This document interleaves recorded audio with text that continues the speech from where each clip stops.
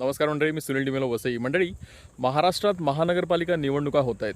त्यानिमित्ताने माझ्या मनात काही विचार आहेत, ते मला मांडायचे आहेत. जरी हे विचार वसईकरांसाठी असले तरी थोड्याफार फरकाने माझं हे म्हणणं इतर ठिकाणीही लागू होईल. तुम्ही जेव्हा मतदानाला जाल तेव्हा हा हिरवा पट्टा डोळ्यापुढे आणा आणि स्वतःला विचारा की मी ज्याला मत देणार आहे ती व्यक्ती आणि या हिरव्या पट्ट्याचा काही संबंध आहे का? ती व्यक्ती हा हिरवा पट्टा माझ्या मुलांसाठी आणि पुढील पिढ्यांसाठी असाच अबाधित ठेवून हस्तांतरित करण्यासाठी लायक आहे का?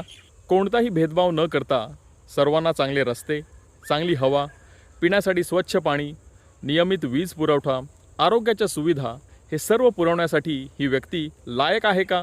की अमुक ठिकाणाचं नाव बदला, तमुक लोकांना कुठेतरी पाठवून द्या, शेकडो वर्षांपूर्वी घडलेल्या घटनांचा हिशोब द्या, अशा गोष्टीत ती व्यक्ती गुरफटून पडलेली आहे.